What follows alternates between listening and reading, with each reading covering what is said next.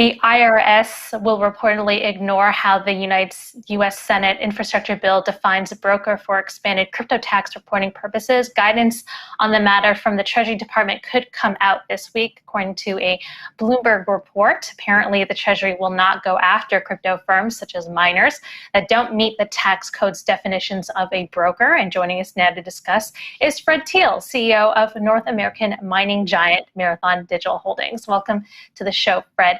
So, as you saw this infrastructure bill go through the legislative process, I wonder, it might have been frustrating for you, but I wonder, what is your reaction? Because we haven't really heard from miners on this topic. And is this a bad thing for miners? Should miners be concerned about it? Well, I think we take a slightly different perspective on it. The simple fact that the Senate and now the House of Representatives and legislatures are looking at crypto as being a funding source for taxes, and especially looking at things like mining, et cetera, says that they're taking crypto very seriously and that crypto will be here to stay. It is now firmly in the mainstream. And we believe that this is actually a very good thing, because the fact that the government is looking at it as a source of taxation means that they plan to have it around for quite a long time. So I think that's a sign of confidence in Bitcoin. As a miner, we're not facilitating transactions between people on behalf of somebody and getting paid for it in a direct, typical sense. We're ensuring the security of the blockchain. We're processing transactions.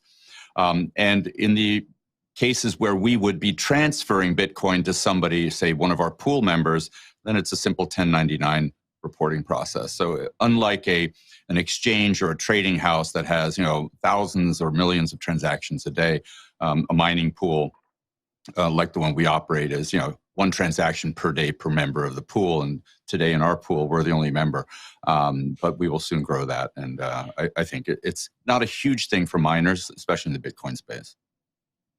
So Fred, have you been in contact with anyone in Congress? If I could just follow up on that point for a moment.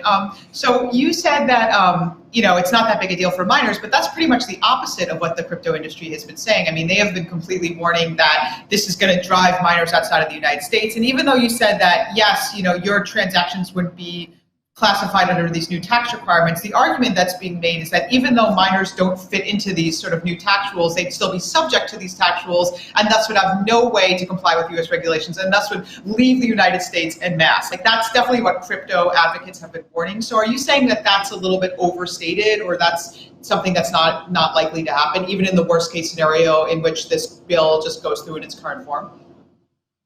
So you have to think about this tax rule has to do with reporting. It doesn't implement a new tax on miners. It doesn't implement a new tax on software developers. It doesn't implement a new tax on node operators. It's simply a reporting requirement that if you are transacting and facilitating transactions, you would have to report those transactions. So it's not a taxation issue in the sense that miners are going to have to pay more taxes. We're a U.S. taxpayer today. Every Bitcoin we receive, we have to pay taxes on. That hasn't changed. What's changing is simply the reporting requirement. I think the issue is more for node operators, validators, outside of the proof of work space. As you move into the Ethereum world, it may have potentially a bigger impact. But I think really within the Bitcoin mining space, within the proof of work space, it's really more one of just reporting. And miners are not selling coins to lots of individuals. Most miners are hodlers. They hold their Bitcoin. And when they do sell Bitcoin, it's typically in block transactions. And so those would be fairly easy to report. So I'm not trying to make the situation or minimize the situation. I'm just saying the impact to miners really isn't that severe. We believe, though, however, that the law needs clarification because as the law is written today, it's open to implementation differences. So as you reported earlier, the Treasury Department is about to provide guidance as to how the IRS is going to implement this. Well, that can change from year to year. If it's written correctly in the law to properly exclude miners, to properly exclude software developers, and properly exclude node operators, then you don't have those implementation risks. So I think the key issue here is to try and get the law amended properly, such that the bill amended properly, such that there isn't an implementation risk going forward, because the Treasury Department could very well change their implementation recommendations down the road.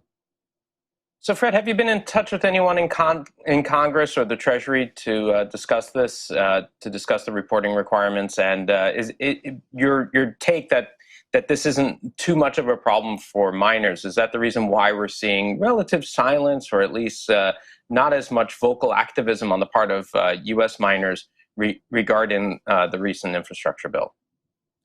I think that's certainly a safe assumption to make.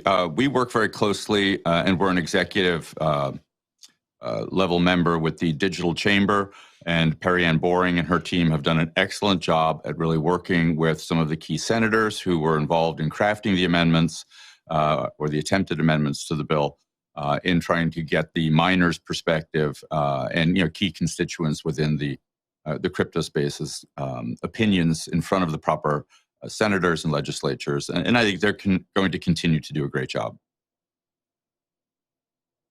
So I have a question just more generally about miners in North America. I mean, there's, with China cracking down on mining, it seems like an opportunity for North America. I'm curious where you see the opportunities are geographically, specifically in the US. And also, do you think that mining is a actual form of job creation for the US? And if so, could you give a sense of how many jobs we might be talking about?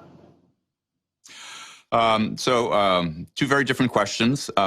Geographically speaking, in North America, I think you're going to see mining expand where there's access to very inexpensive power and good renewable power. So in the Canada and in the northwest of the U.S. And in the northeast, you have hydropower. So you're going to see more miners migrating there who previously weren't mining in North America. You're also going to see miners going to places like Texas, where the ERCOT grid is a non-regulated grid. So those are great places. We've announced that our next big expansion is in Texas. We also have miners in Montana and Nebraska, South Dakota.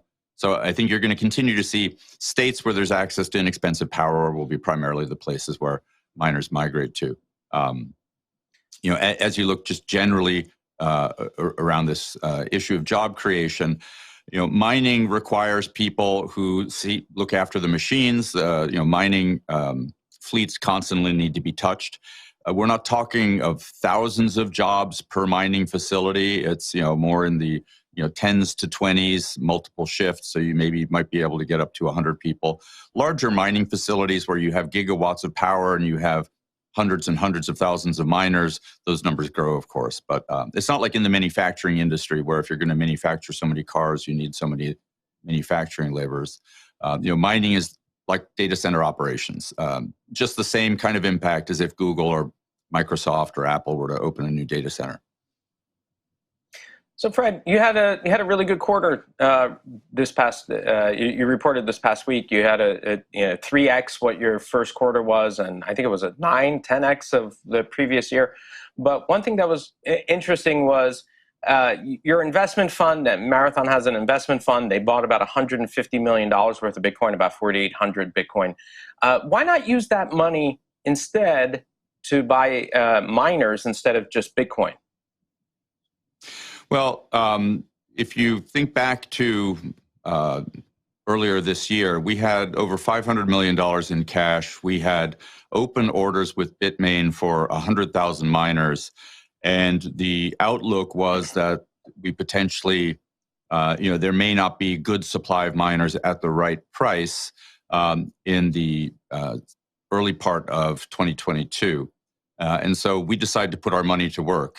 Treasury management is a core function of managing any company's assets. Being a public company, we have to worry about our fiduciary duty to properly manage the assets of our shareholders.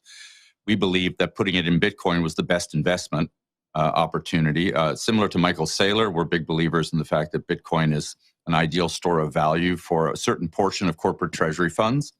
And we followed suit. We bought $150 million of Bitcoin, which at its peak had a rather significant gain. And even year to date, we're still up on that investment. And it's been much better than placing that money in alternative places. Would that make you overexposed, though, to Bitcoin specifically? Since you are a Bitcoin miner, I mean, why not? If you still want to keep it in the crypto markets, why not invest it, say, in ETH or in some other coin rather than Bitcoin, which you're already mining and receiving those coins?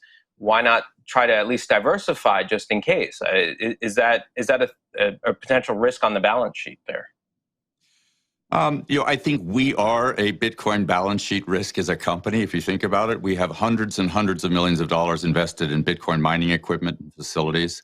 Our whole stock is a proxy for Bitcoin. We are the only pure play miner of the public miners. Most of the other miners operate hosting businesses as well as mining businesses. So there isn't another miner of our scale who just operates mining. We don't offer hosting to anybody. We're a pure play miner. So in that sense, we are very exposed to Bitcoin, but it's also something we know better than any other crypto. We have a lot of faith in what's going to happen with Bitcoin, and we believe in Bitcoin. That's why we put our money where our mouth is.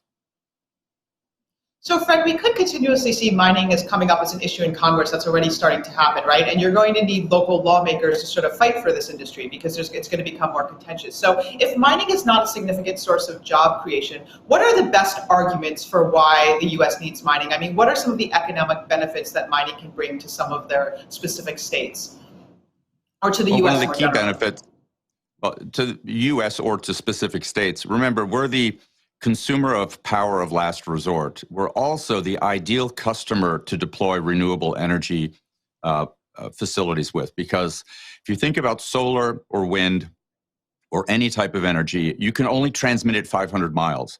So if you're going to build a whole new solar farm to supply solar power to a city, you have to place that within 500 miles of the city or that power won't get to the city. And that's getting harder and harder to do. But being able to deploy renewable energy sources in states where there's wide open land, there isn't a natural energy consumer, allows you to deploy that renewable energy, put mining there as a revenue source for the local population, relative to not just jobs, but also taxation potentially, depending on where the locus of the miner is from a tax perspective. But you also have the fact that when you deploy mining in, for example, a new solar facility, now the solar facility can talk to the distribution industry, the transmission lines, and get them to build distribution and connect that to the grid, which then provides that electricity to consumers. We're also the single best load balancer for power systems. And if you think about power in the US today, we generate and consume about 4 terawatts of power as a country. That number hasn't changed in years. As a matter of fact, it's declining to a certain extent. What that means is the many stranded power assets that otherwise are being shut down. If you were to look at the number of power plants that are under effectively being wound down, those are jobs being lost today. Those are jobs that are disappearing from communities because of migration of people. Power plant is not needed anymore. And so as Bitcoin miners start going to those abandoned plants, restarting those plants, and that's essentially what we did in Hardin, Montana. We took a power plant that was pretty much idle other than operating maybe 2 months of the year and brought it up to full capacity. In doing that, we did 2 things. We provided jobs to the people at the power plant, but more importantly, an Indian reservation, the Crow Nation, which on whose ground the power plant lies and from whom the power generating energy source is taken, receives a royalty on that power generation, essentially, in the millions of dollars a year, which they otherwise wouldn't receive. So there's a huge social benefit to that tribe from us mining in a place where otherwise that power plant would be shut down and idled.